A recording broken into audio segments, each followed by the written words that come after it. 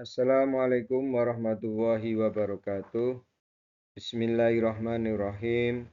Alhamdulilladzi anzalal Qur'an huda wa rahmatan wa shifaan wa sirajan wa akhraja bihin nas minadh-dhulumati ilan nur ikhrajan wa nuran mubinan.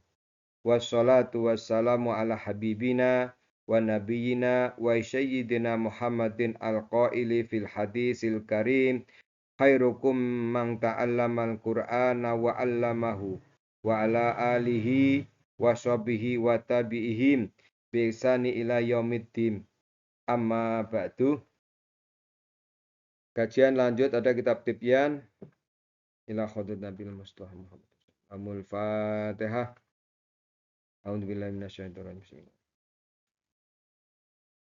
Iyyaka na'budu wa iyyaka nasta'in ihdinas siratal mustaqim siratal ladzina an'amta 'alaihim.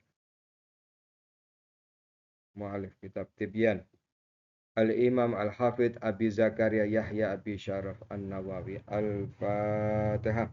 A'udzubillahi minasyaitonir rajim. Iyyaka na'budu wa iyyaka nasta'in ihdinas siratal mustaqim siratal ladzina an'amta 'alaihim ghairil maghdubi 'alaihim waladdallin. Amin. Faslun. Ini bab ta'liful muta'allimi. Sudah yang sekian kali kita Tibyan ini. Semoga kita bisa ma'rifat kepada Allah dengan ilmu yang bermanfaat, sedikit bermanfaat. Ta'liful muta'allimi iku mertelake ngalusi nggih marang wong kang belajar. Berarti apa? Betul-betul membimbing ya untuk mencapai tingkat makrifat kepada Allah. Jadi kalau udah punya murid harus betul bisa ngalusi, ngerti atine murid secara bertahap nanggen didiknya. Faslun hada faslun utawi iki iku ana fasal suci hada ta'liful muta'allim. Wayam bahilan sayukja. Wayam bahilan sayukja hendaknya ayu adiba apa itu ada yento mulang adab sapa muallim al muta'allima ing wong kang belajar ala tadariji ing atase pangkat-pangkat. Berarti ing atase apa? Secara bertahap. Jadi orang belajar seorang pelajar itu dididik sama orang muallim ustadznya yaitu secara bertahap, tidak langsung naik level. Berarti kalau di ilmu fikihnya ya salam taufik dulu, tidak langsung ke takrib atau apa, dari bawah ya. Begitu juga di ilmu tasawufnya dan sebagainya, selalu bertahap. Bil adabi kelawan tata krama as-saniyati kang luhur wasyami pira-pira perkara. Wasyami pira-pira pekerti al-mardiyati kang den ridani. Jadi pertama diajari tata krama yang luhur, jadi dari bangun tidur sampai kembali ke tidur lagi, cara-cara wudhu, cara-cara mandi, cara memegang kitab, cara mengagungkan kitab, cara menghafal, dan sebagainya, cara makan minum itu diatur semua. Jadi secara bertahap diatur semua, tidak jauh dari sunatullah. Apa yang diajarkan Rasulullah, kita ikutin. Ya, jangan menyepelekan sunnah-sunnah yang kecil-kecil, yang dianggap remeh. Padahal itu fadilahnya luar biasa. Karena intinya ini adalah larinya ke akhlak, ya ada ke adab, biar bisa makrifat kepada Allah, biar bisa wusul maring Allah Ta'ala.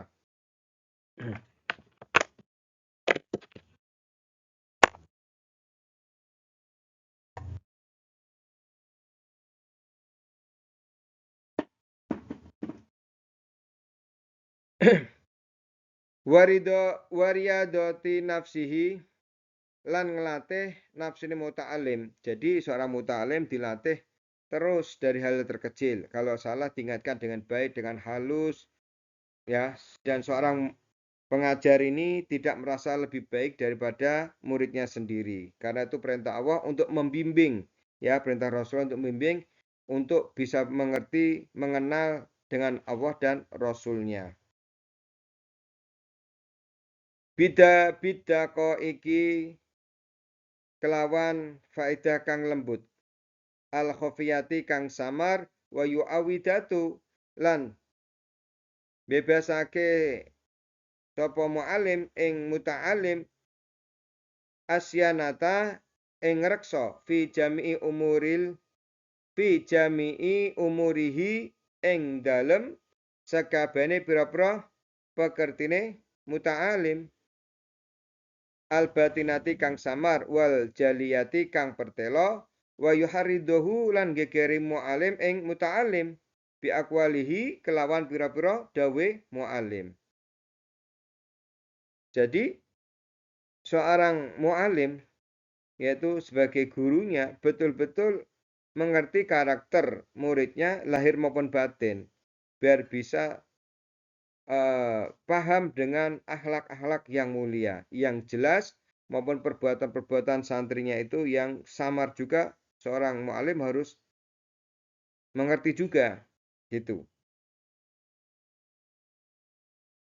Terus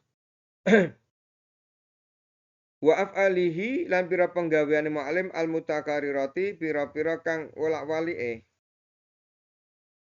alat ikhlas ing atase ikhlas wa sidqi lan jujur wa husni niyati lan bagus-baguse pira-pira niat wa muraqabatillahi ta'ala lan muraqabah maring Allah Ta'ala. Jadi untuk mendidik supaya ikhlas itu bagaimana? Ya kan ada komunikasi verbalnya. Ya kan bisa dilihat nanti batinnya bagaimana. Untuk betul-betul nulayani hati yang bagus. Jadi seorang murid diarahkan dengan terutama adalah niat. Jangan sampai salah niat maka akan menjadi fatal. Kalau niatnya belajar harus menjadi santri yang bagus karena Allah Ta'ala bukan karena siapa-siapa. Karena dia pamrih dari kampungnya mungkin kepengen dipandang atau kepengen mengharapkan wajah-wajah manusia biar kelihatan menjadi ahli ilmu. Nah, itu yang akan rusak nanti. Ya, berarti rusak berarti tidak berhasil. Jadi seorang mu'alim nanti akan rugi karena apa? Kalau niat seperti itu sama dengan dia niat menjual agamanya sendiri, merusak dirinya sendiri, ya kan? Itu sangat berbahaya sekali. Maka niat itu dituntun betul biar supaya bisa ma'rifat kepada Allah Ta'ala. Fi jam'i lahdhati ing dalam sekabehane pira-pira mangsa sedelok wa yu'arifahu lan merohake mu'alim ing muta'alim an lidalika ing setune mengkono-mengkono ikhlas mau jujur wasitiki wa khunid niyati wa muraqabatillah. Berarti seorang mu'alim harus bisa mengantarkan santrinya betul-betul ikhlas, niat yang betul, sikap yang jujur, bisa muraqabah maring Allah, bisa makrifat maring Allah. Jadi belajar kok nggak bisa makrifat, berarti ada jalan yang tidak pas atau mu'alimnya tidak pas. Maka harus mengoreksi diri sendiri bagaimana biar ilmu-ilmunya bisa manfaat, tidak terhalang. Tang Fatihu.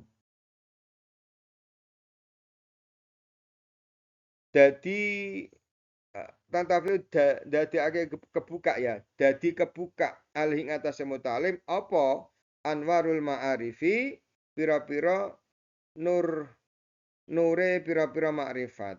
Nah, ya kan ini kuncinya di sini. Kitab sebanyak apapun, ngaji sebanyak apapun, kuliah sampai level S1, S2 atau S3 kalau nggak bisa makrifat ya ini rugi sendiri. Sama. Berarti harus bisa seorang guru itu harus bisa mengatakan muridnya untuk makrifat kepada Allah. Ya. Apa anwarul ma'arifi pira-pira nure pira-pira makrifat wa yang syarihu lan dadake jembar apa sodruhu atine atau dodone muta'alim wa tafajjiru lan dadake nyumber mingkol bihi saking atine muta'alim. Karena ilmu itu cahaya, maka biar bisa cahaya barokah, ya harus sunah-sunahnya dijalankan dengan baik. Sebelum ngaji harus siwakan, sebelum ngaji harus wudhu, sebelum ngaji harus mutola'ah dulu, sebelum ngaji harus dibaca-baca dulu, kuat-kuat dulu, ya kan? Biar bisa paham. Kalau paham nanti mempunyai buahnya ilmu harus diamalkan. Dari amal-amal terkecil itu alatat riji yang atasnya pangkat-pangkatan atau level-levelnya harus betul dipahami. Jadi tidak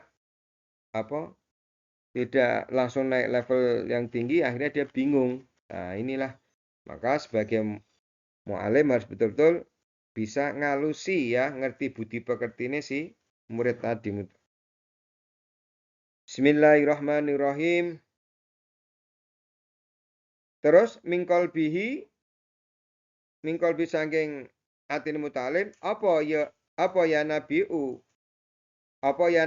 hikami pira sumbere pira hikmah walato ifi lan pira faedah kang lembut wayubariku lan bakal paring barokah sapa Allah lahu maring muta'alim fi ilmi ing dalam ilmu muta'alim. Jadi Allah akan selalu memberi barokah karena apa sudah sesuai dengan SOP-nya. Jadi tujuan hidup itu apa? Kan gitu. Jadi seorang murid harus tahu bahwa mencari ilmu adalah kewajiban sampai selama-lamanya. Kalau dapat ilmu ya nanti harus bisa memberi manfaat pada yang lain. Terus dapat ilmunya harus bisa berbuah ilmunya. Supaya apa? Biar bisa ma'rifat. Kalau sudah ma'rifat berarti apa? Kebuka hatinya. Ya kan? Wa yang syarihu sodoruhu.